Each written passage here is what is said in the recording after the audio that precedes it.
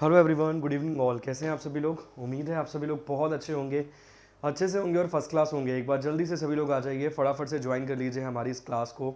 बहुत ही विशेष प्रकार की चीज़ों को हम अपनी इस क्लास में बात करते हैं, मतलब ऑलमोस्ट हर एग्ज़ाम में पूछे जाने वाले सवाल इस क्लास में आपको डिस्कस होते हुए नज़र आएंगे। एक बार जल्दी से फटाफट से ज्वाइन कर लीजिए क्लास को, और फटाफट से एक बार क्लास को शेयर कर लीजिए। कुछ दिनों से क्लासेस कंटिन्यू नहीं कर पा रहा था due to some medical issues, मतलब तबीयत थोड़ी ठीक नहीं थी, बुखार वुखार था, अभी भी थोड़ा सा फीवर है। बट हाँ, पहले के मुकाबले, पहले के कंपैरिजन पहले से बेहतर हुआ। चलिए एक बार जल्दी से क्लास को शेयर कर दीजिए, फटाफट से ज्वाइन कर लीजिए एक बार क्लास को। एक बहुत विशेष मुद्दे पर पहले मैं आपसे बात करना चाहूँगा। वो क्लास में आप घुसते होंगे ना, अगर बचपन वाला माहौल आपको याद है, स्कूलिंग वाला, तो वहाँ पे जब टीचर आके बोलता था ना आज कहानी सुनाऊंगा, तो भाई साहब एक खुशी आपके चेहरे पर नज़र आती थी। और अब अगर कॉलेजेस आप रेगुलर कॉलेजेस आपने किए हैं और अगर रेगुलर कॉलेज में आप गए हो, और अगर वहाँ अगर टीचर बोलते हैं ना टुडे वी आर गिविंग और today I am giving a lecture, तो उसका एक अलग इम्पैक्ट होता था। तो दोनों को मर्ज कर लीजिए और स्कूल और कॉलेज लाइफ को जोड़कर आज इस क्लास को लेने की कोशिश कीजिए। और चाहे आप लेक्चर मानिए, चाहे आप कहानी मानिए, एक छोटा सा एक इंसिडेंट आपको सुनाऊंगा या फिर छोटा सा एक रियल फेस आपको दिखाऊंगा जीवन का। देखिए आप सभी लोग जानते हैं आज जैसे कि नेशनल कॉन्स्टिट्यूशन डे है, राष्ट्रीय संविधान दिवस है, नेशनल कॉन्स्टिट्यूशन डे। देखिए प्रकृति का नियम है बदलाव, चीज़ों में बदलाव होता है, आवश्यक है, समय समय पर चीज़ों में बदलाव होना भी चाहिए। जैसे हमने खुद को बदला है।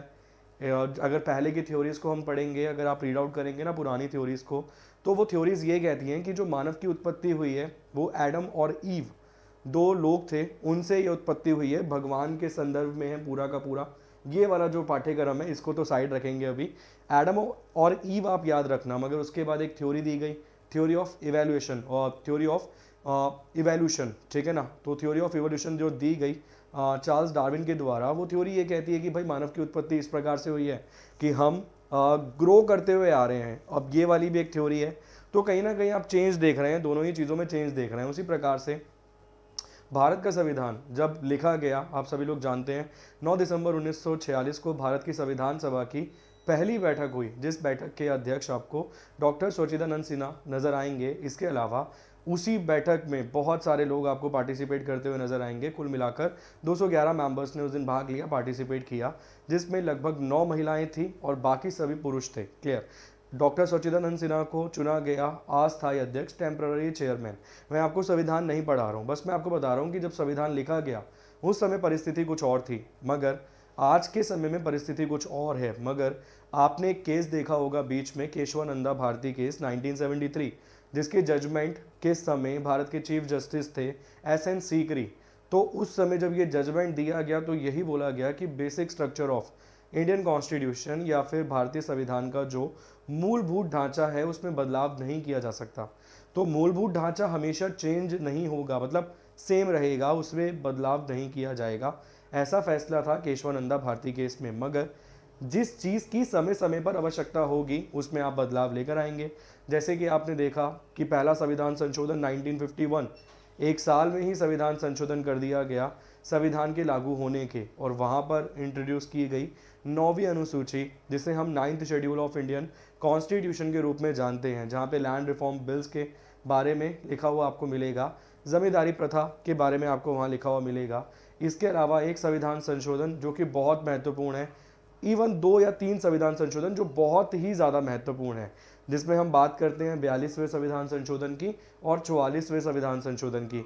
42वें संविधान संशोधन में भी बहुत सारे डिसीजंस लिए गए, एवं 44वें संविधान संशोधन में भी ऐसे बहुत बड़े बड़े फैसले लिए गए, जिसके बाद आप समझ सकते हैं कि प्रकृति जैसे अपना नेचर बदलती है, उसी प्रकार से संविधान भी लोगों के आधार पे ही अपनी प्रकृति को बदल रहा है। मगर आज भी कुछ लोग आपको ऐसे मिल जाएंगे जो कहेंगे कि भाई अगर संविधान तभी लिख दिया गया तो उसमें बदलाव क्यों आया। तो मैं बस इतना ही समझा रहा हूँ कि बदलाव प्रकृति का नियम है, और एक चीज़ लिख दी गई उसका बेसिक स्ट्रक्चर कभी नहीं बदला जाएगा, ना ही मेरे अकॉर्डिंग बदलना चाहिए। एक पॉलिटी का टीचर होने के नाते मैं ये बात बोल सकता हूँ। मगर समय समय पर जो भी उसमें बदलाव होने की आवश्यकता है वो सभी चीज़ें बदलनी चाहिए। ठीक, उम्मीद करूंगा लेक्चर तो आपको लगा होगा, मगर बहुत सारी चीज़ें आपको इस छोटे से पॉइंट से समझ आ गई होंगी। चलिए जी स्टार्ट करते हैं क्लास। लेक्चर भाई साहब किसी को होना चाहिए। चलिए, अमन राव जी, प्रतीक जी, बहुत बहुत स्वागत है आप सभी का क्लास में। एक बार जल्दी से स्टार्ट करते हैं क्लास। कुछ नया शुरू किया है, आपने देखा होगा कि क्विज चैट शो शुरू किया है। ये चैट आपके साथ ही हो रही थी, ये वार्तालाप आपके साथ ही मेरी चल रही थी, खुद से बात नहीं कर रहे थे। चलिए स्टार्ट करते हैं जी क्लास। आप देख सकते हैं कि अनअकैडमी के द्वारा करवाया जाने वाला ये कॉम्बैट है, एसएससी कॉम्बैट जीडी स्पेशल आप देख रहे हैं। 40 क्वेश्चंस 50 मिनट्स में आपको जवाब देने हैं। 28 नवंबर 2021 को ये करवाया जाएगा दोपहर 12 बजे 12 PM। आप देख सकते हैं यहाँ पे समय लिखा हुआ है। 1 करोड़ रुपए तक का स्कॉलरशिप यहाँ पर आपको प्रदान की जाएगी। 100% स्कॉलरशिप, 75 मतलब ये रहेगा, डिपेंड करेगा जो भी आपने नंबर स्कोर करें उसके आधार पे। इसमें पार्टिसिपेट करने के लिए आपको अनअकैडमी का लर्नर एप्लीकेशन इंस्टॉल करना होगा और वहाँ पर यूज़ करना होगा कोड CM10। अगर आपने ये कोड डाल दिया एंट्री के समय तो आपको इजीली वहाँ पे एनरोलमेंट मिल जाएगा। इसके अलावा ये रहेगा प्लस क्लासेस का स्ट्रक्चर, ये सभी बेनिफिट्स आपको नजर आएंगे अपनी प्लस क्लास में। इसके अलावा ये एक नया बैच रहेगा जो 17 नवंबर 2021 को लॉन्च किया गया है। इसका प्राइस कुछ इस प्रकार से रहेगा 7800, 7800 रुपये इसका प्राइस रहेगा। अगर आपने यूज़ किया मेरा कोड CM10 तो इस प्राइस पे आपको अच्छा खासा डिस्काउंट छूट मिल जाएगी। 7800 पे आपको लगभग 10% का डिस्काउंट मिल जाएगा। इसका जो ड्यूरेशन रहेगी वो 24 मंथ्स प्लस 8 एडिशनल मंथ्स आपको यहाँ पढ़ने के लिए मिलेंगे और यहाँ पर भी आपको 4 एडिशनल मंथ्स पढ़ने के लिए मिलेंगे। 4 महीने यहाँ भी आपको एडिशनल पढ़ने के लिए मिलेंगे। 12 महीने वाले पे 4 महीने और 24 महीने वाले पे 8 महीने। यहाँ प्राइस रहेगा 6500। इसको भी आप डिस्काउंटेड प्राइस पे ले सकते हैं अगर आपने यूज़ किया मेरा कोड CM10। इसके अलावा ये रहेगा आस्क का डाउट बाय अनअकैडमी। यदि आपका कोई भी डाउट है तो इस फीचर को यूज़ करके आप उस डाउट को क्लियर कर सकते हैं। इसके अलावा ये रहेगा रेज योर हैंड। चलती हुई क्लास में एप्लीकेशन पे यदि कोई आपका डाउट आएगा तो इस प्रोसेस को फॉलो करके आप अपना डाउट क्लियर कर सकते हैं। चलिए all set, let's crack it. पहला सवाल आपकी स्क्रीन पर है, एक बार जल्दी से क्लास को शेयर कर दीजिए फटाफट से। अभी तो एग्ज़ाम शुरू हुए हैं भाई, अभी तो बहुत लंबी तुम्हारी जर्नी बाकी है जीवन की। चलिए जी, एक बार क्लास को शेयर कर दीजिए फटाफट से। अमन जी बहुत बहुत स्वागत है, अर्शिता शर्मा जी बहुत बहुत स्वागत है, दीपांक जी बहुत बहुत स्वागत है। पहला सवाल आपकी स्क्रीन पर है। चैट शो क्यों बोल रहा हूँ? क्योंकि आपके डाउट भी बीच बीच में मैं लेता रहूँगा, जो भी आपके डाउट बनेंगे, इसीलिए इस शो का नाम या फिर इस क्विज का नाम मैंने चैट शो रखा है। क्लियर? पहला सवाल है, Bandodkar gold trophy is associated with which sport. ये क्वेश्चंस मैंने एप्लीकेशन पे करवाए हैं तो आप इजीली इनके जवाब दे पाएंगे। आज पहली क्लास है इसीलिए आसान फॉर्मेट पे काम किया है, इजी क्वेश्चंस बनाए हैं। जैसे जैसे क्लासेस बढ़ती जाएंगी वैसे वैसे लेवल ऑफ कंपटीशन इंक्रीज होगा। ऑप्शन है रेसलिंग, हॉकी, फुटबॉल या बैडमिंटन। बंडलोकर देख सकते हैं आप। बंडोकर गोल्ड ट्रॉफी कप का संबंध वो पूछ रहा है निम्नलिखित में से किस खेल से है। इसके साथ साथ आप सभी लोग जानते हैं कि हाल फिलहाल में एक कप और हुआ था जिस कप का नाम था डूरंड कप। डूरंड कप का 138th एडिशन हुआ था। 130वां संस्करण करवाया गया था। ये कहाँ पर करवाया गया? तो वेस्ट बंगाल में इसके मैचेस खेले गए थे। वेस्ट बंगाल में इसके मैचेस जो थे वो खेले गए थे। और ये जीतने वाली टीम का नाम क्या है? डूरंड कप जीतने वाली टीम का नाम तो FC गोवा नाम की टीम ने ये FC FC गोवा नाम की टीम ने ये कब जीत लिया था। ये सवाल पूछा गया SSC GD के एग्ज़ाम में। ये सवाल पूछा गया SSC GD के एग्ज़ाम में। इसके साथ साथ गोवा के संदर्भ में भी बहुत सारे सवाल बन जाते हैं। जैसे अगर हम बात करें गोवा की, और गोवा में हम बात करें आर्टिकल नंबर 44 जो भारत के संविधान का है, जिसे हम बोलते हैं यूनिफॉर्म सिविल कोड। आर्टिकल 44 जिसमें लिखा हुआ है यूनिफॉर्म सिविल कोड के बारे में। क्या आप मुझे बता पाएंगे कि ये जो यूनिफॉर्म सिविल कोड है इसका ढांचा या फिर इसकी इम्प्लीमेंटेशन क्या भारत सरकार के द्वारा करवाई गई है या फिर किसी अन्य राजनीति दल के द्वारा या फिर किसी अन्य तरीके से इसकी इम्प्लीमेंटेशन वहाँ पर हो रखी है? इसका जवाब देने की कोशिश कीजिए ज़रा यूनिफॉर्म सिविल कोड का। और यूनिफॉर्म सिविल कोड का अर्थ है क्या, अगर आपसे नॉर्मली भी कोई पूछे तो एक बहुत चर्चा का विषय है ये भी इस समय। सवाल का जवाब दीजिए, रेसलिंग, हॉकी, फुटबॉल या बैडमिंटन। बिल्कुल ही बेसिक सवाल है, मतलब बहुत ही इजी सवाल है।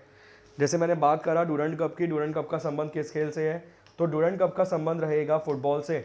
और जो सवाल आपकी स्क्रीन पर भी यहाँ लिखा हुआ है ना, इस सवाल का जवाब भी रहेगा फुटबॉल से। फुटबॉल खेल में 11 खिलाड़ी आपको नजर आएंगे, 11 players in each team. Her team में यहाँ पे आपको 11 खिलाड़ी नजर आएंगे। इसके अलावा हॉकी में भी भारत ने कई सालों बाद 1989 में लास्ट मेडल जीता था और उसके बाद 2021 में भारत ने हॉकी में मेडल जीता है ओलंपिक्स में। क्लियर? तो ये हॉकी ओलंपिक्स वाला मेडल भी याद रखना, ये कई समय तक इंपॉर्टेंट बना रहेगा। यहाँ पे जो ओलंपिक्स थे मेरे ख्याल से वो मॉस्को वाले थे। क्लियर? इस सवाल का जवाब आपको मिल गया। गोवा की अगर हम बात करें तो भारत का एकमात्र राज्य है जहाँ पर यूनिफॉर्म सिविल कोड आपको लागू नज़र आएगा। बहुत सारी चीज़ें हैं यूनिफॉर्म सिविल कोड में पढ़ने के लिए, जैसे डाइवोर्स की जो प्रक्रिया होगी वो सभी धर्मों के लोगों पर, सभी पंथों के लोगों पर एक प्रकार की होगी। अगर हम बात करें सक्सेशन की, सक्सेशन का अर्थ यहाँ पर रहेगा कि भाई आपकी संपत्ति आपके बाद किसकी, तो उसकी प्रक्रिया भी हर धर्म में सिमिलर रहेगी, सेम रहेगी। अडॉप्शन की प्रक्रिया की अगर हम बात करें तो अडॉप्शन की प्रक्रिया भी यहाँ पर सेम रहेगी। और अगर हम बात करें मैरिज की तो मैरिज की प्रक्रिया भी यहाँ पर सेम रहेगी। इसे वो बोल रहा है यूनिफॉर्म सिविल कोड। वैसे और बहुत विस्तार में यहाँ पर हम बात कर सकते हैं, मगर मेरा सवाल यहाँ पर ये था कि क्या भारत सरकार के द्वारा इसे इम्प्लीमेंट किया गया है या फिर किसी अन्य तरीके से यहाँ पर इसे इम्प्लीमेंट किया गया है। एक बार ट्राई कीजिए फटाफट। चैट शो का मतलब ही इसीलिए चैट शो बोल रहा हूँ, यहाँ पे बहुत सारी चीज़ें आपको सीखने को मिलेंगी। जैसे हम आपको पढ़ा देते हैं, जैसे कोई भी आपको पढ़ा देता है कि भाई uniform civil code implemented in Goa, मतलब भारत का ऐसा राज्य है जहाँ पर आपको यूनिफॉर्म सिविल कोड नज़र आएगा। आर्टिकल नंबर 44, आर्टिकल नंबर 44 जो है वो आपको नज़र आएगा डीपीएसपीज में, जो बात करता है राज्य के कल्याण की, मतलब कल्याण हेतु राज्य की वो बात करता है। ठीक है, यूनिफॉर्म सिविल कोड आर्टिकल 44 में मौजूद है और भारत का एकमात्र राज्य गोवा है जहां पर यूनिफॉर्म सिविल कोड इम्प्लीमेंट किया गया है या फिर लागू है। तो क्या वो भारत सरकार के द्वारा लागू करवाया गया है या नहीं, पहला सवाल तो यही बनता है। अगर आप अच्छे लेवल के एग्जाम की तैयारी करेंगे वहाँ पर सवाल आ जाएगा कि यूनिफॉर्म सिविल कोड के संबंध में निम्नलिखित में से कौन सा कथन सत्य है, तो वहाँ पर आपको इन सब चीज़ों को याद रखना पड़ेगा। ठीक, सवाल का जवाब याद रखना, यूनिफॉर्म सिविल कोड जो गोवा में लागू है वो पुर्तगालियों की देन है, भारत सरकार ने नहीं भाई, ये पुर्तगालियों की देन है, पुर्तगाल की देन है ये। भारत सरकार ने एक बार कोशिश करी थी यहाँ पर चेंजमेंट लाने की, चेंजेस करने की और इनके जो कानून है उसमें बदलाव करने की, मगर वहाँ पर जितने भी युवा थे, जिस भी धर्म के थे, उन्होंने बहुत ज़्यादा प्रदर्शन किया। इस वजह से भारत सरकार को अपना फैसला वापस लेना पड़ा। तो ये जो इम्प्लीमेंट है ये पुर्तगाल में बहुत पहले इंप्लीमेंट कर दिया गया था यूनिफॉर्म सिविल कोड, और वहीं से आप सभी लोग जानते हैं कि गोवा पर किसका राज था, पोर्टुगस की राज था, पोर्टुगस का राज था। तो पुर्तगालियों ने ही यहाँ पर इंप्लीमेंट कराया था यूनिफॉर्म सिविल कोड। और जो पुर्तगाल का यूनिफॉर्म सिविल कोड था सेम टाइम पर दोनों जगह लागू हुआ, वहाँ पर भी और गोवा में भी, क्योंकि उनका ही पार्ट था, उनकी टेरिटरी थी गोवा। मगर पुर्तगाल ने अपने यूनिफॉर्म सिविल कोड में बदलाव कर दिया है, मगर इनके यूनिफॉर्म सिविल कोड में, मतलब गोवा के यूनिफॉर्म सिविल कोड में आज तक कोई बदलाव नहीं हुआ है। अगर यूनिफॉर्म सिविल कोड पर आपको केसेस पढ़ने हैं तो एक बहुत महत्वपूर्ण केस आपको मिल जाएगा, शाहबानो वर्सेस मोहम्मद अहमद खान। शाहबानो वर्सेस मोहम्मद अहमद खान। इसके अलावा आपको और भी बहुत सारे केसेस मिल जाएंगे, जैसे सायरा बानो वाला केस मिल जाएगा। पर्टिकुलर आर्टिकल नंबर 44 पे चैलेंज नहीं हुआ था, आर्टिकल 19, 21, 14 इन आर्टिकल्स पे चैलेंज हुआ था, मगर आप कहीं ना कहीं कनेक्ट कर सकते हैं उसको आर्टिकल नंबर 44 के साथ, यूनिफॉर्म सिविल कोड के साथ। उम्मीद करूंगा चैट शो अगर नाम रखा है तो बहुत सारी चीज़ें आपको यहाँ पर मैं अलग समझा भी पा रहा हूँ। ठीक, जितने पॉइंट्स बनते हैं सारे के सारे नोट डाउन कर लेना, अच्छे हैं, इंपॉर्टेंट है। लिबरेशन डे मनाया जाता है गोवा का 19 दिसंबर को सालाना, क्योंकि 19 दिसंबर 1961 को गोवा को आज़ादी मिली थी पुर्तगाल से। ये वाला पॉइंट भी याद रख लेना। ऑपरेशन विजय के माध्यम से, किस ऑपरेशन के माध्यम से, ऑपरेशन विजय के माध्यम से। चलिए चैट शो है तो एक टॉपिक या एक क्वेश्चन यहाँ पर और टैकल कर लेते हैं। गोवा भारत का पूर्ण राज्य कब बना, गोवा भारत में स्टेट कब बना। चलिए, गोवा भारत में स्टेट कब बना, कौन से अमेंडमेंट से, किस संविधान संशोधन के माध्यम से भारत में एक राज्य का बनाया गया, जिस राज्य का नाम था गोवा। और आप सभी लोगों ने देखा होगा कि एक राज्य और बनाया गया, तेलंगाना। जब तेलंगाना को बनाने के लिए अमेंडमेंट की आवश्यकता नहीं थी तो गोवा को बनाने के लिए अमेंडमेंट क्यों किया गया, क्या सोचा कभी इस बारे में?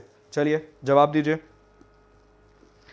अच्छा, ये शाहबानो वर्सेस मोहम्मद अहमद खान वाला केस बताएंगे कभी, डेफिनेटली बताएंगे जी इसके बारे में। चलिए एक बार इस सवाल का जवाब आप देने की कोशिश कीजिए, मैं लेकर चलता हूं आपको अगले सवाल की तरफ, नेक्स्ट क्वेश्चन की तरफ। अगला सवाल आपकी स्क्रीन पर है, नेक्स्ट क्वेश्चन आपकी स्क्रीन पर है। सवाल है, who is the current minister of youth affairs and sports. वर्तमान में युवा मामलों और खेल मंत्री कौन है, मतलब करंट जो हमारे स्पोर्ट्स मिनिस्टर हैं वो कौन है? ऑप्शन है अनुराग ठाकुर, पीयूष गोयल, किरण रिजिजू या फिर धर्मेंद्र प्रधान। अगला सवाल आपकी स्क्रीन पर है, नेक्स्ट क्वेश्चन आपकी स्क्रीन पर है, जल्दी से जवाब देने की कोशिश कीजिए फटाफट से। भारत के मौजूदा चलिए भारत के मौजूदा स्पोर्ट्स मिनिस्टर कौन है, इसके ऊपर चर्चा हो रही है। इसके साथ साथ जब मैंने ये क्वेश्चंस आपको पढ़ाए थे तो ये भी समझाया था कि धर्मेंद्र प्रधान जो है आपको वो मिल जाएंगे अभी HRD minister, clear, human resources and development ministry संभालते हुए नजर आएंगे, एचआरडी मिनिस्ट्री संभालते हुए नजर आएंगे। इसके अलावा किरण रिजिजू आपको संभालते हुए नजर आएंगे क्या, तो ये आपको कानून मंत्रालय संभालते हुए नजर आएंगे, लॉ मिनिस्ट्री आपको संभालते हुए नजर आएंगे। इसके साथ साथ एक सवाल मैंने आपको और पढ़ाया था पीयूष गोयल के बारे में कि पीयूष गोयल जो है वो राज्यसभा में आपको अभी सदन के नेता के रूप में कार्य करते हुए नजर आएंगे। राज्यसभा में आपको सदन के नेता के रूप में कार्य करते हुए नजर आएंगे। इनका नाम क्या रहेगा? पीयूष गोयल। इसके अलावा अनुराग ठाकुर एकमात्र चेहरा जो आपके सामने यहाँ पर बच गया है, यही है भारत के मौजूदा स्पोर्ट्स मिनिस्टर, खेल मंत्रालय जो संभाल रहे हैं। इनके द्वारा हाल फिलहाल में एक आर्बिट्रेशन सेंटर का उद्घाटन किया गया है। आर्बिट्रेशन का अर्थ क्या रहेगा? आर्बिट्रेशन का अर्थ यहाँ पर रहेगा कि कुछ स्पोर्ट्स से संबंधित ऐसे मामले जिसमें जल्दी से फैसला देने की कोशिश की जाए और जल्दी से, जैसे मान लीजिए किसी के ऊपर डोपिंग चार्जेस हैं, अब डोपिंग चार्जेस के लिए अब मान लीजिए पूरी की पूरी प्रक्रिया अगर आर्बिट्रेशन सेंटर नहीं होगा, जल्दी से मामलों की जांच नहीं होगी, तो एक खिलाड़ी का आधा करियर तो वहीं पर निकल जाएगा। मान लीजिए उसके ऊपर चार्जेस फेक ही हैं, जो डोपिंग चार्जेस हैं वो फेक ही हैं, गलती से मशीन ने गलत डिटेक्ट कर लिया है, तो मान लीजिए उसका पूरा करियर तो दांव पर लग गया। इन्हीं सभी चीज़ों को सुलझाने के लिए आर्बिट्रेशन सेंटर का उद्घाटन किया गया गुजरात में। और किस आर्बिट्रेशन सेंटर का? तो स्पोर्ट्स आर्बिट्रेशन सेंटर का उद्घाटन वहाँ पे किया गया। अनुराग ठाकुर वाला पॉइंट क्लियर हो गया, किरण रिजिजू वाला पॉइंट क्लियर हो गया, धर्मेंद्र प्रधान वाला, इवन पीयूष गोयल से भी संबंधित जो फैक्ट्स हैं वो भी आपको यहाँ पर समझ आ गए। चलिए अगला सवाल लगाते हैं। नेक्स्ट क्वेश्चन आपकी स्क्रीन पर है, एक फोक डांस है, फोक डांस का नाम है यहाँ पर गिरिदा। गिरिदा is the folk dance of which Indian state? गिरिदा किस भारतीय राज्य का लोक नृत्य है? उत्तर प्रदेश, झारखंड, हरियाणा या फिर मध्य प्रदेश? चलिए जी, देखिए सबसे अच्छा तरीका है पढ़ने का कि आप बहुत सारी चीज़ों को रिकॉल कीजिए। जब भी आप अपनी पढ़ाई की किताब लेकर बैठें, आप बहुत सारी चीज़ों को साथ साथ रिकॉल करते चलें। अगर आप रिकॉल प्रोसेस में रहेंगे तो ज़्यादा से ज़्यादा सवालों के सही जवाब दे पाएंगे। अगर आप वही पुराने घिसे पिटी टेक्निक को इस्तेमाल करेंगे कि हाथ रखकर कुंजी रटने वाली टेक्निक, तो साहब जब तक आप हाथ रखकर कुंजी रटते रहेंगे तब तक मुसीबत में रहेंगे। उत्तर प्रदेश, झारखंड, हरियाणा या फिर मध्य प्रदेश? बहुत सारे विद्यार्थियों का ये डाउट रहता है कि यार folk dance, how to tackle folk dance, क्योंकि बहुत सारे एग्जाम्स आपको ऐसे मिलेंगे पर्टिकुलर स्टेट बेस जहाँ पर आपको ये डांस फॉर्म बहुत ज़्यादा परेशान करने वाली है। तो मेरा ऐसा सजेशन है, अगर आप डांस फॉर्म याद करना चाहते हैं ना तो लास्ट मोमेंट तक वेट कीजिए। एग्ज़ाम से एक दिन पहले या एग्ज़ाम से 2 दिन पहले रट मारिए, वहाँ पर काम चल जाएगा। गिरिदा इज़ अ फोक डांस, या फिर जो हाल फिलहाल में इवेंट हो रहे हैं उनको कहीं ना कहीं टारगेट करने की कोशिश कीजिए, वहाँ से भी सवाल फंसने के चांसेस रहेंगे। इस सवाल का सही जवाब मध्य प्रदेश है। अगर मध्य प्रदेश के संदर्भ में हम बात करें, मध्य प्रदेश हम जाएं, मान लीजिए हम निकल गए मध्य प्रदेश की यात्रा पे आज अभी इस क्लास से, तो सबसे इम्पोर्टेंट जो सवाल बनता है मध्य प्रदेश से, बनता है भारतीय संसद को लेकर, ठीक है, इंडियन पार्लियामेंट को लेकर, भारतीय संसद को लेकर, वहाँ से एक सवाल बनता है। मध्य प्रदेश में एक मंदिर है जिस मंदिर को हम जानते हैं 64 योगिनी या 64 जोगनी मंदिर के नाम से, क्लियर, एक मंदिर है जिसे हम जानते हैं 64 योगिनी या 64 जोगनी मंदिर के नाम से। इस मंदिर की जो शेप है, उसकी शेप को कॉपी कर कर इंडियन पार्लियामेंट का स्ट्रक्चर बनाया गया है, ऐसा इतिहासकार कहते हैं। क्योंकि भारतीय संसद का जो निर्माण है या भारतीय संसद की जो आकृति है, भारतीय संसद का जो स्ट्रक्चर है, वो ऑलमोस्ट मेल खाता है मध्य प्रदेश के मुरैना जिले में मौजूद एक 64 योगिनी मंदिर से। यूपीएससी में पूछा गया सवाल इस बार, ये भाई बहुत पहले से पढ़ा रहा हूँ मैं तो, क्लियर, तो इस बार यूपीएससी सीसेट के पेपर में, मतलब यूपीएससी का जो प्रीलिम्स का एग्जाम है, सीसेट का जो एग्जाम है, उसमें पूछा गया ये सवाल है 64 योगिनी मंदिर। स्टेटमेंट कंक्लूजन में था, इसके साथ साथ और स्टेटमेंट भी थी, मगर मेरे ख्याल से शायद 2 ही स्टेटमेंट जितना मुझे याद है, उसमें 2 ठीक थी, एक ये वाली जो ठीक थी 64 योगिनी मंदिर वाली। इसके अलावा आप सभी लोग जानते हैं विस्टा डोम के बारे में, जो अब भारत की नई पार्लियामेंट बनाई जा रही है उसमें सिटिंग कैपेसिटी क्या है, जल्दी से जवाब दीजिए। उसमें जो सिटिंग कैपेसिटी है वो सिटिंग कैपेसिटी कितनी है, सिटिंग कैपेसिटी कितनी है उसकी, लोग कितने बैठ सकते हैं उसमें, मतलब जो पार्लियामेंट्री मेंबर्स होंगे उसमें कितने बैठ सकते हैं। जैसे अगर हम बात करें मौजूदा संसद की तो उसमें इतनी सीटों की संख्या अभी नहीं है, नहीं बिठा सकते इतने सारे लोगों को। मगर आप सभी लोग जानते हैं कि अभी जो निर्धारित सीटों की संख्या है उसे बढ़ाना पड़ेगा 2031 तक या फिर 2026 के बाद उसे बढ़ाना पड़ेगा, इंक्रीज़ करना पड़ेगा। और इंक्रीज़ करने के बाद जो नए पार्लियामेंट की सीट्स बनेंगी वो सभी लोग यहाँ पर नहीं समा पाएंगे पुरानी पार्लियामेंट की बिल्डिंग में, इसीलिए नई पार्लियामेंट बन रही है विस्टाडोम। इसमें सीटिंग कैपेसिटी क्या है ये बताइए। सवाल का सही जवाब मध्य प्रदेश। मध्य प्रदेश से एक सवाल और निकलेगा, इंदौर वाला। इंदौर आप सभी लोग जानते हैं फिर एक बार जीत गया, फिर एक बार विजेता बन गया। जैसे आपने लगातार कई सारे एग्जाम क्लियर कर दिए उसी प्रकार से आपने जिस प्रकार कई सारे एग्जाम लगातार क्लियर कर दिए उसी प्रकार से इंदौर लगातार 5वीं बार विजेता बना है क्लीनेस्ट सिटी ऑफ इंडिया का। सेकंड नंबर पे कौन रहा, सूरत। सेकंड नंबर पे रहा सूरत, पहले नंबर पे रहा इंदौर। इंदौर किसकी राजधानी है, तो विद्यार्थी बाहें फैलाकर बोलता है मध्य प्रदेश की। साहब इंदौर कहीं की राजधानी नहीं है, इंदौर मध्य प्रदेश का एक शहर है। और मध्य प्रदेश की राजधानी क्या है, राजधानी है भोपाल।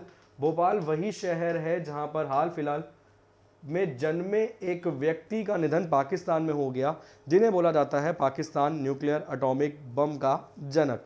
ये सवाल ऑलरेडी आपको पढ़ा चुका हूँ। इसके अलावा शिवराज सिंह चौहान जो कि मुख्यमंत्री हैं मध्य प्रदेश के, उनके बारे में याद रखना। वो अमेंडमेंट वाले सवाल का जवाब अभी तक नहीं मिला। गोवा कौन से संविधान संशोधन से, गोवा कौन से संविधान संशोधन से भारत का राज्य बना।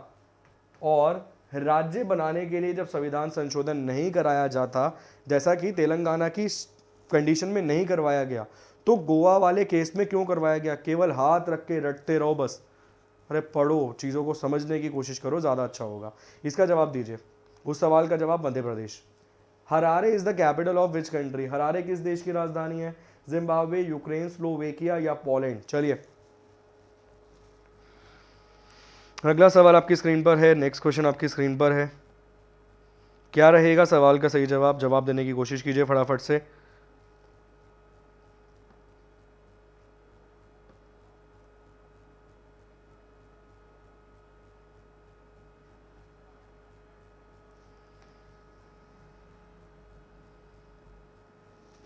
चलिए जी, Harare is the capital of which country, Zimbabwe, Ukraine, Slovakia या पोलैंड। मैंने बोला यूक्रेन की भी याद रखना क्योंकि जो भी मैटर चल रहा है रशिया के साथ उसको लेकर यूक्रेन न्यूज़ में बना हुआ है, इसीलिए यूक्रेन की भी याद रखना। यूक्रेन की याद कैसे रख पाएंगे आप, यूक्रेन की है कीव।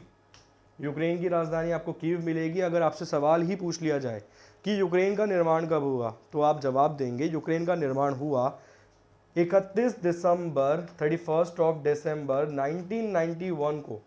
31 दिसंबर 1991 को, 31 ऑफ दिसंबर 1991 को जो यूएसएसआर था, ये यूएसएसआर की फुल फॉर्म रहेगी यूनियन सोवियत सोशलिस्ट रिपब्लिक। ये यूएसएसआर 15 भागों में टूट गया, 15 पार्टों में टूट गया, 15 भागों में टूट गया। और इसके टूटने के बाद जो 15 भागों में जो अलग अलग देश बने उसमें एक देश कौन सा बना, यूक्रेन। यूक्रेन और रूस के बीच बहुत सारे मैटर्स हैं, बहुत सारे सीमा विवाद हैं, उन सभी चीज़ों को लेकर ये हमेशा न्यूज़ में बना रहता है, इसीलिए आपको यूक्रेन की राजधानी याद रखनी पड़ेगी। अगर हम बात करें जिम्बाब्वे की राजधानी, तो जिम्बाब्वे की राजधानी आपको मिलेगी हरारे। ये दोनों ही पॉइंट्स इंपॉर्टेंट हैं जो आपकी स्क्रीन पर ऊपर आपको नजर आ रहे हैं। इसके अलावा 31 दिसंबर 1991 वाला पॉइंट भी इंपॉर्टेंट है, सीधा सवाल बनेगा। यूएसएसआर की राजधानी इंपॉर्टेंट रहती है union Soviet socialist Republic. USSR ने पहली बार अपना संविधान लिखा था 1914 से लेकर 1916 तक। 1914 से लेकर 1916 तक यूएसएसआर ने पहली बार अपना संविधान लिखा था, और दूसरी बार संविधान लिखा गया 1934 से लेकर 1936 तक। और ये जो दोबारा लिखा गया, इस संविधान का नाम यहाँ पर रखा गया स्टालिन कॉन्स्टिट्यूशन या फिर स्टालिन कॉन्स्टिट्यूशन। और ये स्टालिन कॉन्स्टिट्यूशन में ही आपको एक चीज़ नज़र आएगी जिसे हम बोलते हैं मौलिक कर्तव्य, फंडामेंटल ड्यूटीज़। अब आप बोलोगे सर ये इतना लंबा कनेक्ट करने की ज़रूरत क्या थी फंडामेंटल ड्यूटीज़ को, तो आप सभी लोग जानते हो भाई फंडामेंटल ड्यूटीज़ भारत के संविधान में कहाँ से उधार ली गई, यूएसएसआर से। अगर ऑप्शन में यूएसएसआर भी हो और रशिया भी हो तो ऐसी परिस्थिति में आपको क्या जवाब देना होता है? ऐसी परिस्थिति में यूएसएसआर ही जवाब देना होता है, क्योंकि फंडामेंटल ड्यूटीज 1976 में 42वें संविधान संशोधन के माध्यम से सरदार स्वर्ण सिंह कमेटी की सिफारिश पर जोड़ी गई थी, और तब रशिया नाम की कोई कंट्री आपको नहीं मिलेगी, यूएसएसआर मिलेगा। इसीलिए कैलकुलेट करके खेलना होता है, ध्यान रखना, ठीक है। बहुत बढ़िया। अगला सवाल, नेक्स्ट क्वेश्चन आपकी स्क्रीन पर है। What is the currency of Dominican Republic? ये जो डोमिनिकन गणराज्य है उसकी करेंसी क्या है, उसकी मुद्रा क्या है?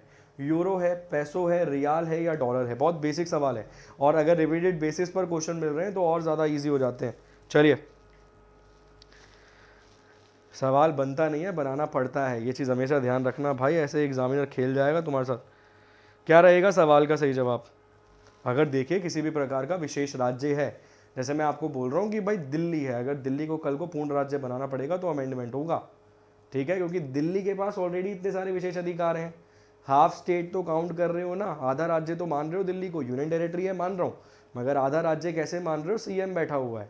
तो इसीलिए अगर जब दिल्ली का निर्माण करना होगा एक राज्य के रूप में तो अमेंडमेंट कराना होगा, क्योंकि ऑलरेडी इतनी सारी विशेष चीज़ें उसके पास। इसी प्रकार से अगर देखा जाए गोवा को आज़ादी के बाद एक तो आपने एंट्री दी है, जीता है आपने, किससे जीता है? पुर्तगालियों से। वहाँ का कल्चर डिफरेंट है, उस कल्चर को प्रिजर्व करने के लिए अमेंडमेंट करके जोड़ा गया। आप बोल सकते हैं स्पेशल स्टेटस प्रदान है, स्पेशल स्टेटस के पास था, इसीलिए उसको अमेंडमेंट के माध्यम से जोड़ा गया, जो मैंने आपको पढ़ाया था नागालैंड के संदर्भ में।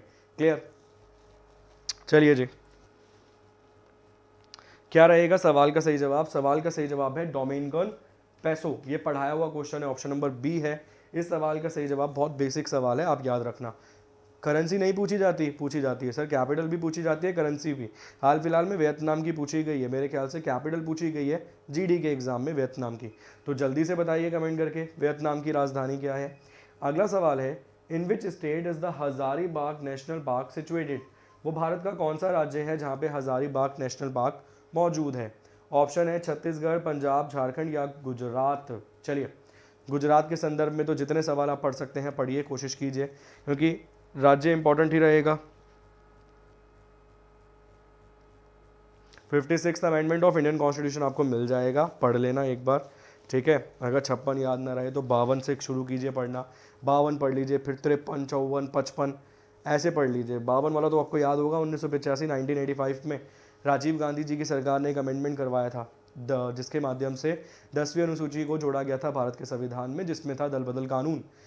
क्यों? कभी आपने सोचा कि राजीव गांधी जी ने क्यों आते ही सरकार बनते ही 2 बार बनेंगे प्रधानमंत्री? एक बार तो प्रधानमंत्री बनेंगे जब किसी भी सदन से वो मेंबर ही नहीं होंगे, 6 महीने के लिए रहेंगे, उसके बाद इलेक्शन होगा। क्यों बने थे ऐसे प्रधानमंत्री? क्योंकि इंदिरा गांधी जी का निधन हो गया, उनको मार दिया गया, उनकी हत्या कर दी गई। इस वजह से राजीव गांधी को प्रधानमंत्री बनाया गया, सर्वसहमति से, दल की सहमति से उन्हें प्रधानमंत्री चुना गया और शपथ दिलवा दी गई ज्ञानी जयाल सिंह जी के द्वारा। उसके बाद भारत के इतिहास में सबसे ज़्यादा सीटें जीत के आने वाले कैंडिडेट की अगर हम बात करें तो राजीव गांधी जी की सरकार ने मेरे ख्याल से 419 के आसपास सीट्स जीती थी, विजय उनको प्राप्त हुई थी। अब राजीव गांधी जी को मेन डर क्या था? अगर आपसे कोई पूछता है ना कि भाई ये दल बदल कानून क्यों, तो आप यही बोलोगे भाई राजीव गांधी जी को मेन डर इसी बात का था कि कहीं कोई मेरी पार्टी के बहुत सारे मेंबर्स को तोड़कर अलग पार्टी बनाकर प्रधानमंत्री ना बन जाए, ये डर था। इसीलिए दल बदल कानून को इंट्रोड्यूस किया गया, वो 1/3 को बाद में जाकर 2/3 किया गया। क्लियर? कि 2/3 सदस्य अगर एक पार्टी में बनाते हैं तो बन सकती है, वो वाली प्रक्रिया बाद में की गई, पहले 1/3 था। क्लियर? ऐसी बहुत सारी चीज़ें हैं जो अभी तुम्हें सीखना बाकी है। अभी तो तुमने खाली क्रिकेट का मैदान नापा है भाई साहब, अभी तो पूरा आसमान बाकी है। सवाल का सही जवाब क्या है? सवाल का सही जवाब है झारखंड। ऑप्शन नंबर सी है इस सवाल का सही जवाब। हर चीज़ के पीछे एक कहानी है, और कहानी भी इतनी विशेष है जिसको जाने बिना तुम्हारे कॉन्सेप्ट क्लियर नहीं होंगे। सवाल का सही जवाब झारखंड, ऑप्शन नंबर सी है। हजारीबाग नेशनल पार्क कहाँ पर मौजूद है? झारखंड में मौजूद है। इसके अलावा आप जानते ही होंगे हाल फिलहाल में अपना उत्तराखंड में एक नेशनल पार्क का नाम बदला गया है। बताइए जल्दी से कमेंट करके, उत्तराखंड में जो हाल फिलहाल में एक नेशनल पार्क का नाम बदला गया है, उस नेशनल पार्क का पुराना नाम क्या था और नया नाम क्या है? उत्तराखंड में जो हाल फिलहाल में एक नेशनल पार्क का नाम बदला गया है, इस क्वेश्चन को भी टैकल कीजिए साथ साथ। मैं लगाता हूँ अगला सवाल, where in India is the Bhaichung stadium located? ये जो बाईचंग स्टेडियम है भारत में कहाँ पर मौजूद है? सिक्किम, उड़ीसा, असम या त्रिपुरा? चलिए, सिक्किम, उड़ीसा, असम या त्रिपुरा, कहाँ पर मौजूद है ये बाईचंग स्टेडियम? अगला सवाल आपकी स्क्रीन पर है, नेक्स्ट क्वेश्चन आपकी स्क्रीन पर है, जवाब देने की कोशिश कीजिए। बहुत ज़बरदस्त, बहुत भाई साहब, अगर संविधान दिवस है ना तो संविधान के बारे में जानने की भी कोशिश कीजिए कि यार इतना बेहतरीन तम एक किताब लिखने में ना, एक छोटी सी किताब लिखने में इंसान का एक पूरा जीवन चला जाता है, और इतना बेहतरीन संविधान आप समझ सकते हैं, सबके लिए कुछ ना कुछ विशेष है, सबको बराबरी। भाई कम से कम डॉक्यूमेंट में तो बराबरी है, वो अलग चीज़ है, ज़मीनी हकीकत तो आप सभी लोग जानते हैं क्या है क्या नहीं है, शायद उससे बेहतर ही जानते होंगे, मगर फिर भी कम से कम वो आपने केस देखा होगा, हाल फिलहाल में एक मूवी भी रिलीज़ हुई है, वो हैबस कॉर्पस के ऊपर जो केस था संगनी वाला, उस केस में आपने देखा होगा न्याय तो मिलता है एटलीस्ट। भाई वो न्याय केवल मिल पा रहा है संविधान की बदौलत। क्लियर? और उस मूवी का नाम पर्टिकुलर वही क्यों रखा गया है? क्योंकि भीमराव रामजी अम्बेडकर साहब का कहना ये था कि न्याय को इतना सस्ता कर दीजिए, न्याय को इतना सस्ता कर दीजिए कि हर व्यक्ति को न्याय मिल पाए। समझ रहे हो कि क्या छुपा हुआ क्या था उसमें, जो मैसेज था देने के लिए, कि न्याय को इतना सस्ता कर दिया गया कि एक गरीब से गरीब व्यक्ति को भी न्याय मिल पाए। इसीलिए इसी स्टेटमेंट को आगे बढ़ाते हुए भारत के एक मुख्य न्यायाधीश चीफ जस्टिस ऑफ इंडिया एक स्टेटमेंट देते हैं और बोलते हैं कि हम अभी भी अंबेडकर साहब की पूरी जो थ्योरी थी उसे इम्प्लीमेंट नहीं कर पाए हैं न्याय के रूप में। किस प्रकार से? उनका मतलब वो चीफ जस्टिस साहब का ये कहना था कि दिल्ली में हाई कोर्ट है और दिल्ली में सुप्रीम कोर्ट है। सुप्रीम कोर्ट कहाँ पर है? दिल्ली में एक है। कहाँ लिखा हुआ है? आर्टिकल नंबर 130 में लिखा हुआ है। अब भाई दिल्ली में ही एक केवल सुप्रीम कोर्ट है और व्यक्ति बैठा है तमिलनाडु में, क्राइम तमिलनाडु में हुआ है। अब तमिलनाडु के व्यक्ति को दिल्ली आने में आप सोच सकते हैं कितना पैसा खर्च करना पड़ेगा, खर्चा होगा, समय जाएगा, आधा जीवन जाएगा। इसीलिए भारत के वो मुख्य न्यायाधीश का ये कहना था कि एक सुप्रीम कोर्ट होना चाहिए साउथ इंडिया में भी, क्योंकि न्याय को इतना सस्ता बना दीजिए कि हर व्यक्ति, हर वर्ग के व्यक्ति को न्याय मिल पाए। तो बहुत सारी चीज़ों में मैसेज छुपा होता है, बस ढूंढने की आपको कोशिश करनी होगी। सवाल का सही जवाब सिक्किम है, ऑप्शन नंबर ए है सवाल का सही जवाब। बस वो चीफ जस्टिस का नाम बता दीजिए, उनका नाम क्या था जिनके द्वारा ये स्टेटमेंट दी गई।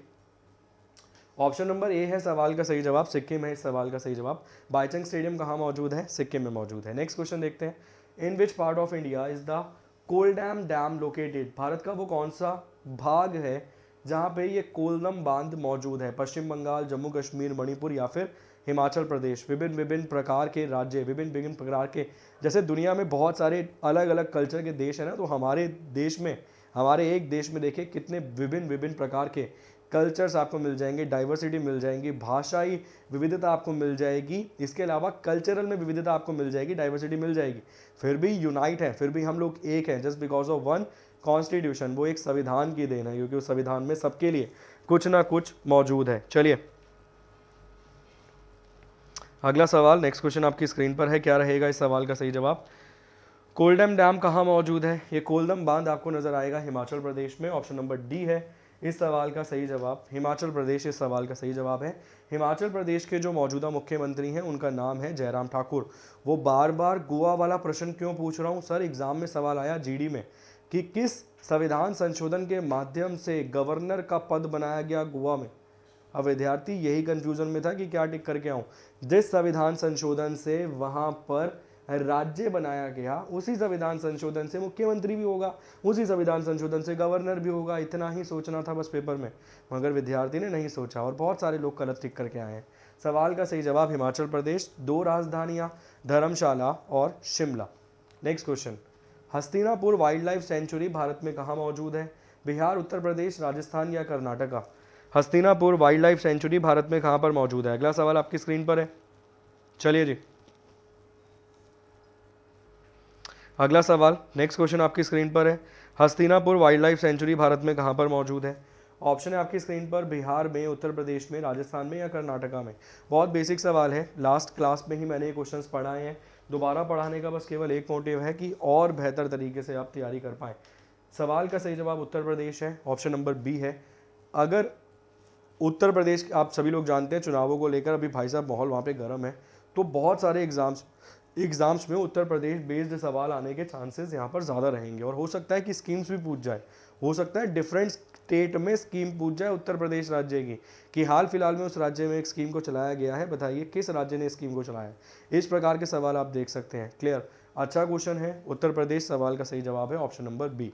Next question, where is the United Nation Population Fund UNFP headquarter situated. इसका जो मुख्यालय है संयुक्त राष्ट्र जनसंख्या कोष का मुख्यालय वो कहाँ पर मौजूद है भारत में। चलिए अगला सवाल आपकी स्क्रीन पर है। नेक्स्ट क्वेश्चन आपकी स्क्रीन पर है, यूनाइटेड नेशन पॉपुलेशन फंड का जो हेडक्वार्टर है वो दुनिया में कहाँ पर मौजूद है। ऑप्शन नंबर ए रहेगा सवाल का सही जवाब, ऑप्शन नंबर बी रहेगा सवाल का सही जवाब, ऑप्शन नंबर सी रहेगा इस सवाल का सही जवाब, या फिर ऑप्शन नंबर डी रहेगा सवाल का सही जवाब। जल्दी से जवाब देने की कोशिश कीजिए फटाफट से। यूनाइटेड नेशन पॉपुलेशन फंड के संदर्भ में सवाल है, 2 क्लास पहले ही ये क्वेश्चंस मैंने आपको करवाए हैं अच्छे से। चलिए जी दीजिए सवाल का सही जवाब, ऑप्शन ए बी सी या फिर डी।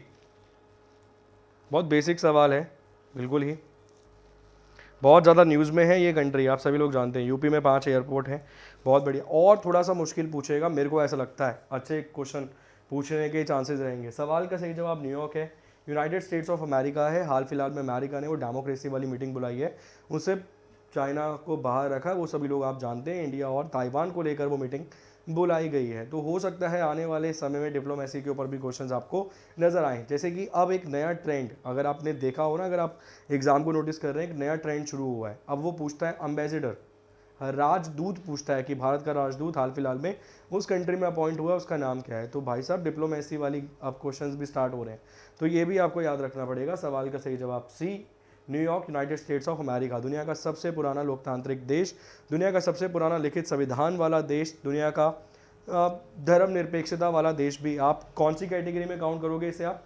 सेक्युलरिज्म के 2 टाइप होते हैं, मैंने आपको करवाए थे। धर्मनिरपेक्षता के 2 प्रकार होते हैं। एक धर्मनिरपेक्षता वो होती है जिसे फॉलो करता है फ्रांस। फ्रांस कहता है हम किसी धर्म को मानते ही नहीं, वो कहता है हम किसी भी धर्म को नहीं मानते। और Bharat, America, even England, England के पास लिखा हुआ संविधान नहीं है मगर फिर भी इवन इंग्लैंड, वो लिखा हुआ क्यों नहीं है वो अलग चर्चा का विषय है। ऐसा नहीं है कि उसको बोलो कि लिखा ही नहीं है, लिखा हुआ है मगर आधिकारिक रूप पे नहीं लिखा हुआ है। क्लियर? तो भारत, अमेरिका, इंग्लैंड, ये सभी लोग, ये सभी जो देश हैं वो किस प्रकार के संविधान को फॉलो करते हैं? सेक्युलरिज्म, धर्मनिरपेक्षता वाले। और ये कहते हैं कि स्टेट हैज़ नो रिलीजन, धर्म आप मानिए पंथ है, यहाँ पर आप किसी भी पंथ से बिलोंग करते हैं, मगर हम ये नहीं कहते कि ये पंथ इस देश का पंथ है, ठीक है ना, या इसको कुछ अलग से बेनिफिट दिए जाएंगे इस प्रकार से। मगर फ्रांस क्या कहता है? फ्रांस कहता है कि भाई अगर आप सिख हैं तो आप पग बांध के स्कूल नहीं आ सकते, अगर आप क्रिश्चियन हैं तो आप गले में लॉकेट जो क्रिश्चियन लोग सिंबल कैरी करते हैं उसे आप कैरी करके नहीं आएंगे, अगर आप मुस्लिम हैं तो हिजाब पहन के, जो मुस्लिम वुमेन्स, या फिर वो बुरखा पहन के आप नहीं आ सकते, इस प्रकार से। क्लियर? तो सवाल का सही जवाब क्या है? America, option number C, United states of America. America में 50 आपको राज्य मिल जाएंगे, हाफ यूनियन टेरिटरी मिल जाएगा। जो बाइडन यहाँ के करंट प्रेसिडेंट है, 46वें। इसी के साथ साथ हाल फिलहाल में जो बाइडन एक सर्जरी के लिए गए थे और तभी कमला हैरिस जी को कुछ घंटों के लिए संभालने के लिए मिला था राष्ट्रपति का पद। अगर ऑफिशियल तौर पे देखें तो वहाँ पे संख्या तो नहीं बढ़ी है, 46 के 46 राष्ट्रपति हैं, मगर हाँ अगर देखा जाए कि एज अ टेम्पररी पोस्ट पे अमेरिका की पहली महिला राष्ट्रपति कौन बैठी, तो कमला हैरिस, आप जवाब दे पाएंगे। नेक्स्ट क्वेश्चन, अगला सवाल, when is the world's wide day observed. ये जो वर्ल्ड्स वाइड डे है वो सालाना कब मनाया जाता है? 8 नवंबर, 16 अक्टूबर, 5 दिसंबर या फिर 28 नवंबर। चलिए, अमेरिका का संविधान सबसे छोटा संविधान है जी, बहुत बढ़िया, बहुत अच्छे। अमेरिकन कॉन्स्टिट्यूशन जब लिखा गया था ना, देखिए बहुत सारे लोग इवन कई बार कैलकुलेशन करते हुए हम भी ये बोलते हैं कि अमेरिका का संविधान मात्र 4 महीने में लिख लिया गया और भारत के संविधान को लिखने में लगभग 3 साल लगे। मगर आप समझ सकते हैं कि वहाँ पर ऑलमोस्ट एक ही कम्युनिटी के लोग आपको मिल जाएंगे, मगर हमारे यहाँ पर हर किसी को देखते हुए, मद्देनज़र रखते हुए एक संविधान का गठन करना था जिससे किसी को भी प्रॉब्लम ना हो। जैसे आप देख रहे हैं संविधान बनते ही लोगों को प्रॉब्लम होने लग गई, उसके बाद कोर्ट में केसेस गए, बहुत सारे केसेस आपको ऐसे मिलेंगे जिनका संविधान, मतलब संविधान पर ही केस है वो, कि भाई वो वहाँ पर आप अधिकार दे रहे हो, हमें मिल नहीं रहा, इस आधार पे। सवाल का सही जवाब 5 दिसंबर है। 5 दिसंबर को सालाना मनाया जाता है वर्ल्ड्स वाइड डे। विश्व मृदा दिवस कब मनाया जाता है? तो 5 दिसंबर को सालाना ये दिवस मनाया जाता है। ऑप्शन नंबर डी है सवाल का सही जवाब। Next question, where in India is the headquarter of Fino payments bank located. भारत में फिनो भुगतान बैंक का मुख्यालय कहाँ पर मौजूद है? चलिए जवाब दीजिए। 7 आवर्स स्वीडन वाला मैंने आज दिन में बताया था आपको, ठीक है ना। वो फीमेल स्वीडन की पहली महिला प्रधानमंत्री जो केवल 7 घंटों के लिए प्रधानमंत्री रही। रीज़न क्या था, मिला क्या रीज़न हर्षिता जी? अगर रीज़न नहीं मिला तो रीज़न ये था कि विपक्षी दलों ने सभी ने एकजुट हो गए और एकजुट बनकर जब इकट्ठे हो जाएंगे तो उनके पास बहुमत नहीं रहा, मतलब महिला जो थे उनकी टीम के पास बहुमत नहीं रहा, वो बहुमत यहाँ हो गया और वहाँ पे कुछ उसको लेकर होता है, क्या बोलते हैं उसे, फाइनेंस बिल को लेकर, ठीक है, धन विधेयक को लेकर, मनी बिल, फाइनेंस बिल से संबंधित कुछ मैटर वहाँ पर रहता है उसके संदर्भ में।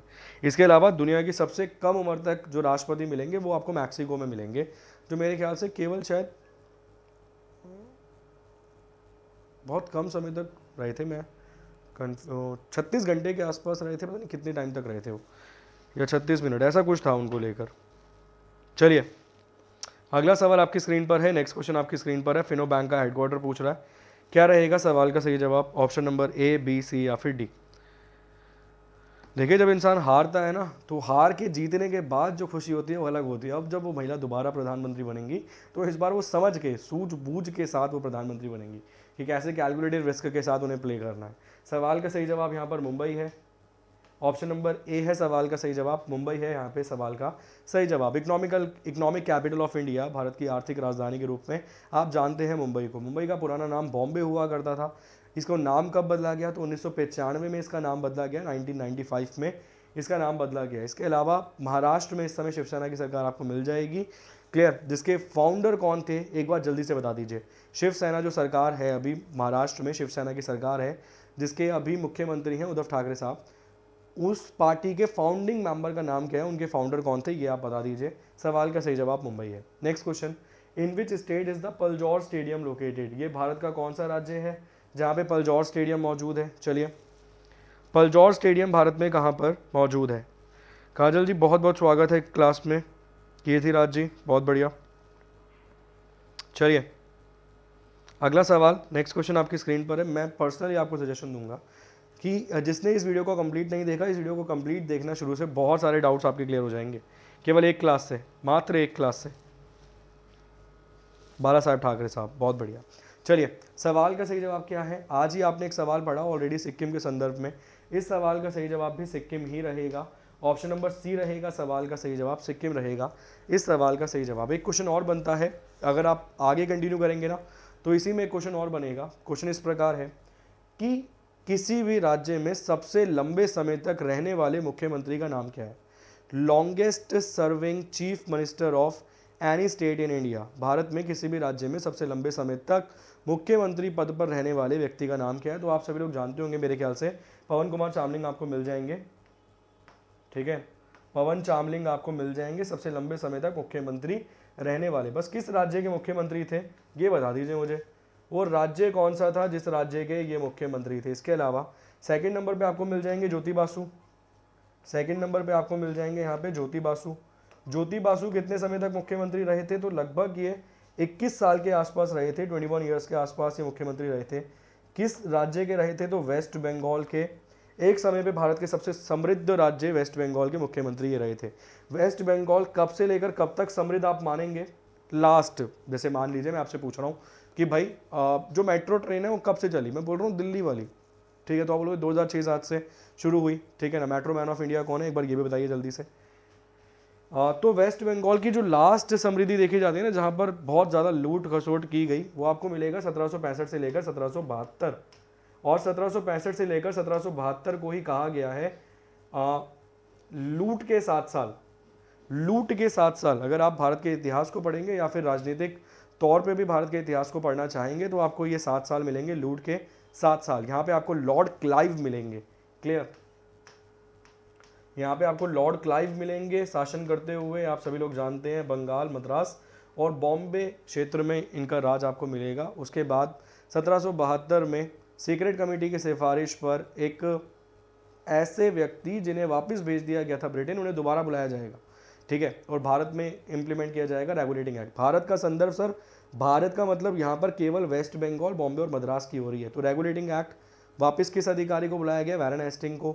वैरन हेस्टिंग ने भी बहुत सारी चीज़ों के सजेशन दिए कि भाई जो पुरानी लॉ थी वो पुरानी लॉ थी, जो जैसे बहुत सारे कानून पुराने थे, जैसे अब मैं आपसे बोल रहा हूँ भाई अगर आप मनुस्मृति पढ़ेंगे ना तो मनुस्मृति में आपको ये लिखा हुआ मिलेगा कि चोरी करी तो भाई शरीर कटवा दिया जाएगा, इस प्रकार के कानून भी आपको वहाँ मिलेंगे। तो अब ये तो इम्प्लीमेंट नहीं कर सकते, तो अंग्रेज़ों ने ये सभी चीज़ों को कैलकुलेट करके इन सभी चीज़ों पर ढंग से गौर फरमाकर भारत में रेगुलेटिंग एक्ट के माध्यम से सुप्रीम कोर्ट की स्थापना करवाई और वहाँ पर क्रिमिनल लॉज को मेन बेस बनाया, ठीक है ना। सिविल कानूनों में बिल्कुल छेड़छाड़ करने से इनकार कर दिया, क्योंकि सिविल कानून जो थे वो धर्म से संबंधित थे। समझ रहे हैं फैक्ट? उम्मीद करूंगा आपको ये पॉइंट भी आज समझ आया होगा पहली बार जीवन में कि सुप्रीम कोर्ट बनाया क्यों, ठीक है। वो 1773 रेगुलेटिंग एक्ट के माध्यम से जो 1774 में सुप्रीम कोर्ट की स्थापना की गई कैलकाटा में, उसका रीज़न ये था। ऐसा नहीं कि दिल करा अंग्रेज़ों का चलो घूमने चलते हैं, आज सुप्रीम कोर्ट की बिल्डिंग में भी 2-4 मंजिलें बना देते हैं, चढ़ेंगे वहाँ पे भी, मतलब घूमेंगे अपना बिल्डिंग के अंदर, ऐसा नहीं था। हर चीज़ के पीछे एक प्रॉपर चीज़ होती है, मतलब हर चीज़ के पीछे एक प्रॉपर कोई ना कोई फैक्ट होता है। सवाल का सही जवाब मिल गया, सिक्किम, बहुत बढ़िया। अगला सवाल, next question, where is the headquarter of the United Nations Human Right Council located? संयुक्त राष्ट्र मानवाधिकार परिषद UNHCR का हेडक्वार्टर कहाँ पर मौजूद है? पेरिस में, जेनेवा में, न्यूयॉर्क में या फिर लंदन में?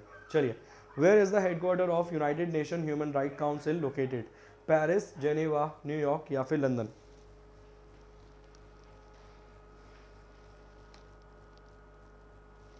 यंगेस्ट CM में ना कन्फ्लिक्ट आपको मिलेगा, वैसे मेरे ख्याल से पवन कुमार चामलिंग तो नहीं दिखाएगा, वो कुछ और दिखाएगा। अखिलेश यादव भी दिखा देता है 30-31 साल की उम्र में, ठीक है। एक और भी दिखाता है नॉर्थ ईस्ट वाले क्षेत्र में ही।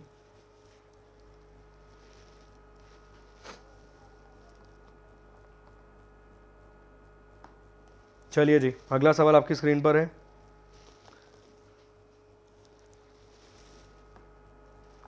क्या रहेगा सवाल का सही जवाब?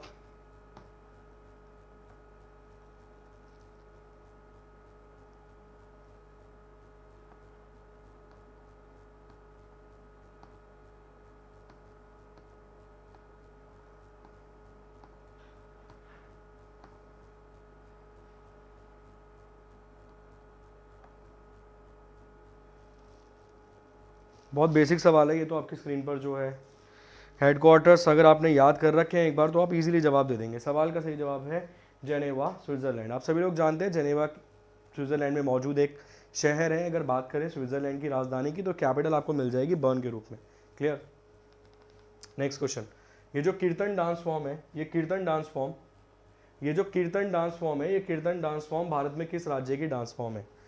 कर्नाटका, गुजरात, पश्चिम बंगाल या फिर Assam? Kirtan dance form of which state? Karnataka, Gujarat, West Bengal या फिर असम? कीर्तन डांस फॉर्म का क्या रहेगा सही जवाब? एक बार जल्दी से जवाब देने की कोशिश कीजिए फटाफट से।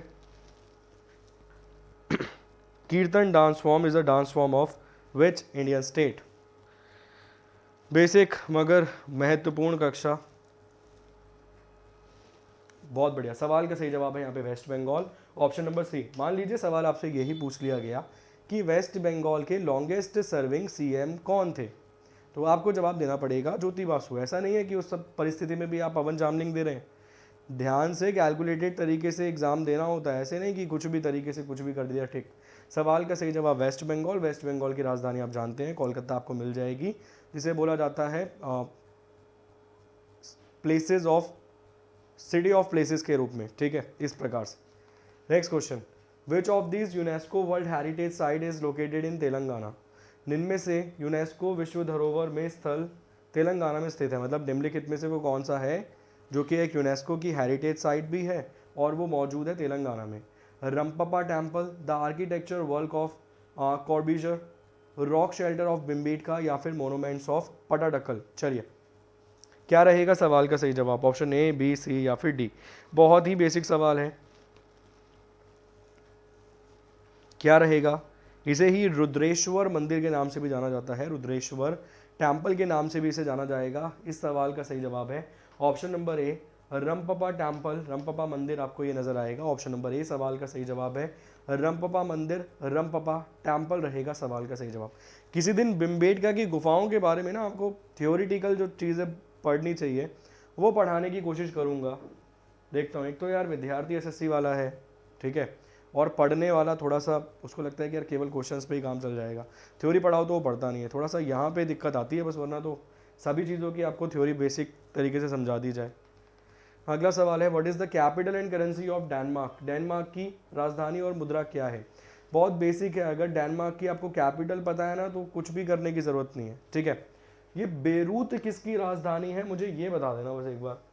ये जो बेरूत है किसकी राजधानी? आपको याद होगा यहाँ पे वो जो केमिकल वाला ब्लास्ट हुआ था बेरूत में, मेरे ख्याल से लास्ट ईयर हुआ था, सितंबर के आसपास का महीना था। हाँ, सितंबर के आसपास का महीना था लास्ट ईयर, जब बेरूत में वो केमिकल वाला ब्लास्ट हुआ था। क्लास का टाइमिंग क्या है सर? क्लास का टाइमिंग 8 बजे आपको मिल जाएगी डेली, रूटीन बेसिस पर क्लास आपको 8 बजे मिल जाएगी। एसएससी में भाई साहब 1 नंबर सवाल पूछता है, पहले भी ऐसे ही पूछता था। एसएससी में पहले भी बहुत ज़बरदस्त क्वेश्चन पूछता था, हम नहीं पढ़ना चाहते थे, दिक्कत ये थी, हम पढ़ना नहीं चाहते थे। अब विद्यार्थी आज भी यही पढ़ना चाहता है कि सर बदरुद्दीन तैयब जी जो थे वो मुस्लिम, जो बदरुद्दीन तैयब जी थे वो पहले मुस्लिम व्यक्ति थे जो कांग्रेस के अध्यक्ष बने। अब वो पूछना नहीं चाहता ये बात, ठीक है, वो ये बात पूछना नहीं चाहता, हम यही पढ़ के जाएंगे, हमें यही पढ़ना। WC बैनर्जी साहब से तो आगे नहीं बढ़ रहे हम, हमारी दिक्कत है ये, हमें लगता है ये सिलेबस है। चलिए जी, बहुत बेसिक सवाल है। कॉपेनगन आपने अगर ध्यान किया है तो Copenhagen and tone option number D टिक हो जाएगा। मुझे बेरूत बता दीजिए किसकी राजधानी है। बेरूत क्यों पूछ रहा हूँ? बेरूत इसीलिए पूछ रहा हूँ क्योंकि भाई वहाँ पर एक ब्लास्ट हुआ था, बहुत ज़बरदस्त ब्लास्ट हुआ था, वो केमिकल में ब्लास्ट हुआ था, ठीक है, बहुत सारा केमिकल वो आ रहा था, स्टोर करके रखे जा रहे थे, वो ब्लास्ट हो गया उसमें, वो बहुत ज़बरदस्त ब्लास्ट हुआ था, पूरी दुनिया ने देखा था उस ब्लास्ट को, वो न्यूज़ चैनल पे जब चला तब वहाँ से देखा, ठीक है। तो बेरूत बता दीजिए किसकी राजधानी है। मैं नेक्स्ट क्वेश्चन लगाता हूँ। गोविंद बल्लभ पंत सागर ये जो डैम है ये भारत में कहाँ पर मौजूद है? उत्तर प्रदेश, राजस्थान, हरियाणा या फिर पंजाब? चलिए, लेबनान, बहुत बढ़िया। अगला सवाल स्क्रीन पर है, नेक्स्ट क्वेश्चन आपकी स्क्रीन पर है। गोविंद वल्लभ पंत सागर डैम जो है वो भारत में कहाँ पर मौजूद है? आज आप सभी लोगों को याद होगा कि गांधी जी से संबंधित मैंने ज़्यादा क्वेश्चन नहीं, 12 क्वेश्चंस पढ़ाए थे, मगर वो 12 क्वेश्चन 40 मिनट में पढ़ाए थे, और उन 12 क्वेश्चंस को पढ़ाते हुए आपको जितनी ज़बरदस्त नॉलेज दी जा सकती थी वो पूरी दे दी मैंने एप्लीकेशन पे, एक बार जाकर देखना आप। मैंने आपको इतना तक बताया कि गांधी जी ने अपने जीवन में 2 बार चोरी करी थी। एक बार चोरी करी थी बीड़ी खरीदने के लिए, बीड़ी खरीदने के लिए, ठीक है जी। पहली बार चोरी करी बीड़ी खरीदने के लिए, अपने ही घर में जो नौकर काम करता था उसी की जेब से कुछ पैसे निकाले और जाकर बीड़ी खरीदी, और ठीक है। इसके अलावा एक बार उनके ऊपर 25 रुपये का कर्जा चढ़ गया था, तो उस कर्जे का भुगतान करने के लिए अपने भाई के ही कलाई में पहने हुए सोने के कड़े को उतारकर उसमें से 1 तोला सोना बेचकर उस कर्जे का भुगतान किया था। और इस बात को वो लिखते हैं अपनी आत्मकथा my experiment with my truth में। तो ऐसा नहीं है कि कोई अपने घर पे मैंने लिख कर बता दिया कि भाई ऐसा हुआ था, मैं फैक्ट्स के आधार पर ही खेलना पसंद करता हूँ केवल, कि भाई पढ़ा है, जो सत्य है किताब में लिखा है वो आपको डिलीवर कर रहा हूँ विद एक्यूरेट नॉलेज। चलिए, इस सवाल का सही जवाब रहेगा उत्तर प्रदेश, यूपी में मौजूद रहेगा गोविंद वल्लभ पंत सागर डैम। अच्छा सवाल है, इसे ही हम बोलते हैं रिहान डैम, भी इसे ही बोलते हैं आप, ठीक है जी, इसे ही आप रिहान डैम के नाम से भी जानते हैं। तो मान लीजिए अगर एग्जाम में सवाल आ गया रिहान डैम कहाँ है, तो आपको ये भी टिक करना पड़ेगा कहाँ पर है, इज इन सोनभद्रा। कहाँ पर है, तो इज इन सोनभद्रा, आपको ये नजर आएगा। ऑप्शन नंबर ए है सवाल का सही जवाब उत्तर प्रदेश। यूपी से क्वेश्चन बनते हैं। Next question, in which part of the India is the Dachigam national park located? Bharat के किस भाग में दचिंगम राष्ट्रीय उद्यान मौजूद है? वेस्ट बंगाल, आंध्र प्रदेश, जम्मू कश्मीर या फिर तमिलनाडु? इसी प्रकार से अगर आप पढ़ेंगे, वैसे अगर आप पढ़ने में इंटरेस्टेड हो तो मैं डेली बेसिस पर आपको महान पुरुषों के बारे में ही पढ़ा सकता हूँ, थ्योरी, क्वेश्चंस नहीं। क्वेश्चन ले आया 10 क्वेश्चन पढ़ाते पढ़ाते पूरी की पूरी थ्योरी समझा दी। किसी दिन नेहरू साहब के बारे में पढ़ लिया, किसी दिन मोतीलाल नेहरू साहब के बारे में पढ़ लिया, चित्तरंजन साहब के बारे में पढ़ लिया, भगत सिंह जी के बारे में पढ़ लिया, इसके अलावा गोपाल कृष्ण गोखले साहब के बारे में पढ़ लिया, महात्मा गांधी जी के बारे में पढ़ लिया, सरदार पटेल के बारे में पढ़ लिया, भीमराव रामजी अम्बेडकर साहब के बारे में पढ़ लिया, सुभाष चंद्र बोस साहब के बारे में पढ़ लिया। इसी आधार पर बहुत सारे महान लोग आपको मिलेंगे जिनके बारे में हम समय समय पर चर्चा कर सकते हैं, और पूरी की पूरी एक हम कॉन्सेप्ट बेस्ड क्लास भी तैयार कर सकते हैं, मगर अगर आप पढ़ेंगे वो केवल तभी है। चलिए, अगला सवाल आपकी स्क्रीन पर है, ये जो दचिंगम नेशनल पार्क है कहाँ पर मौजूद है? क्या रहेगा सवाल का सही जवाब? यहाँ पर अब जीसी मुर्मू नहीं मिलेंगे आपको, मनोज सिन्हा मिलेंगे यहाँ पर बैठे हुए। जो सवाल का सही जवाब है, सवाल का सही जवाब जम्मू कश्मीर है। जीसी मुर्मू तो अभी भारत के मौजूदा कैग हैं, सीएजी हैं। सीएजी की फुल फॉर्म क्या रहेगी, कैग की फुल फॉर्म क्या रहेगी? Controller and auditor general. CGA की फुल फॉर्म क्या रहेगी? Controller general of accounts. दोनों अलग अलग प्रकार के सवाल हैं। सीएजी की फुल फॉर्म एसबीआई पीओ के पेपर में पूछी गई थी, इंग्लिश के एरर डिटेक्शन वाले क्वेश्चन में, ठीक है। Controller and auditor general, and नहीं लगा हुआ था, एंड लगाना था जितना मुझे याद है, और पहले बिटवीन था, तो बिटवीन के बाद एंड लगेगा, इस प्रकार से कोई एरर था जितना मुझे याद है, ठीक। तो कैग भी याद रखना, सीजीए भी याद रखना। मौजूदा सीजीए कौन है, करंट सीजीए कौन है भारत के, ये और बता दीजिए। अगर हम बात करें जम्मू और कश्मीर के मौजूदा गवर्नर जनरल की, गवर्नर जनरल नहीं, गवर्नर की, तो आपको यहाँ के गवर्नर कौन मिल जाएंगे? आपको यहाँ के गवर्नर मिल जाएंगे मनोज सिन्हा, ठीक। मनोज सिन्हा साहब यहाँ पर आपको बैठे हुए नजर आएंगे। चलिए, तो ये वाले पॉइंट्स आप क्लियर कर लीजिए। मैं नेक्स्ट क्वेश्चन लगाता हूँ। Shri Satyadev Narayan Arya is the current governor of which state? Governor क्यों पढ़ा रहा हूँ? हाल फिलहाल में सवाल पूछा गया है, उत्तराखंड के गवर्नर कौन है? बताइए जल्दी से।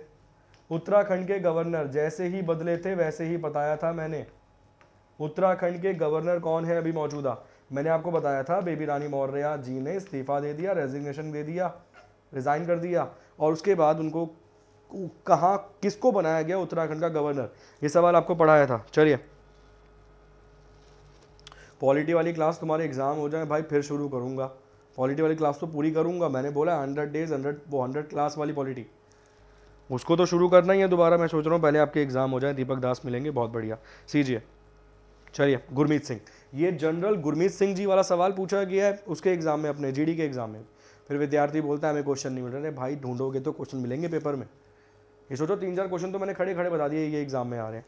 इस सवाल का सही जवाब क्या है? श्री सत्यनारायण विराट जी कहाँ के गवर्नर हैं? 19th गवर्नर हैं त्रिपुरा के। क्लियर? कहाँ के गवर्नर हैं? त्रिपुरा के 19वें गवर्नर हैं। बस ये बता दीजिए त्रिपुरा के मौजूदा मुख्यमंत्री कौन है, सीएम कौन है? यहाँ के मौजूदा मुख्यमंत्री कौन है, यहाँ के मौजूदा सीएम कौन है, उनका नाम और मुझे बता दीजिए। इसके अलावा वो AMTM वाली लिस्ट में आपको त्रिपुरा मिल जाएगा, ठीक है ना। असम, मेघालय, त्रिपुरा, मिजोरम, तो त्रिपुरा आपको मिल जाएगा। त्रिपुरा को जब मैं पढ़ाऊंगा आपको शेड्यूल नंबर 6, तो पूरा का पूरा पढ़ाऊंगा कि भाई कौन सी जनजाति यहाँ पर है जिसको प्रोटेक्शन की बात की गई है, कौन क्या है जोनल काउंसिल, वो सब चीज़ें आपको पढ़ाऊंगा जब शेड्यूल नंबर 6 आपको पढ़ाऊंगा। क्लियर? नेक्स्ट क्वेश्चन, अगला सवाल। When is the world toilet day observed? ये सवाल पहली बार पूछा गया था 2018 ग्रुप डी हरियाणा के एग्जाम में, जिसमें 18,000 के आसपास वैकेंसीज थी, जितना मुझे याद है, पता नहीं 18,000 के आसपास वैकेंसीज थी उसमें, ठीक है। तो ये सवाल पहली बार वहाँ पूछा गया था, वर्ल्ड टॉयलेट डे कब बनाते हैं? 7 दिसंबर, 11 अक्टूबर, 5 नवंबर या फिर 19 नवंबर? चलिए जवाब दीजिए, क्या रहेगा सवाल का सही जवाब? ऑप्शन ए, बी, सी या फिर D? Lieutenant general Gurmeet Singh, बहुत बढ़िया।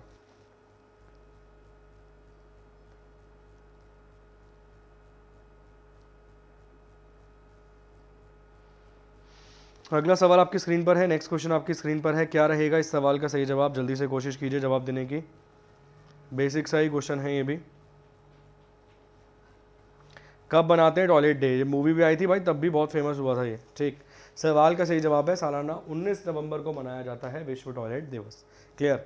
चलिए, आज की क्लास को बस इतना ही रखते हैं। तो अगर आप चाहते हैं रेगुलर बेसिस पे आपकी क्लासेस चलती रहें और थ्योरी वाली भी चलती रहें, तो भाई क्लास को शेयर वेयर कर दिया करो, लाइक वाइक कर दिया करो, ये तुम्हारा काम है। ये तुम्हारा काम करने के लिए कोई और थोड़ी आएगा। क्लियर? तो क्लास को शेयर करना तुम्हारा काम है, लाइक करना तुम्हारा काम है, चैनल को सब्सक्राइब करवा देना, बेल आइकन को दबा देना। इसके अलावा अगर आपको लगता है कि कोई आपको ऐसा असंवेदनशील कंटेंट पढ़ा रहा है जिसका कोई फैक्ट नहीं है, तो आप उसे रिपोर्ट कीजिए और विन कीजिए प्राइजेस। इसके अलावा क्लास को लाइक कर देना, थैंक यू सो मच, बहुत बहुत शुक्रिया आप सभी का आने के लिए। लाइक कर देना, चैनल को सब्सक्राइब कर देना, बेल आइकन को दबा देना, PDF शेयर कर दूंगा। और अब मिलेंगे कल की क्लास में। कल का शेड्यूल मैं सेंड कर दूंगा या फिर आपको नोटिफिकेशन मिल जाएंगी। एप्लीकेशन वाली क्लासेस की भी मिल जाएंगी और यूट्यूब वाली क्लासेस की नोटिफिकेशन भी आपको मिल जाएंगी अच्छी तरह। तो ज़रूर क्लास लेने के लिए आप आया कीजिए।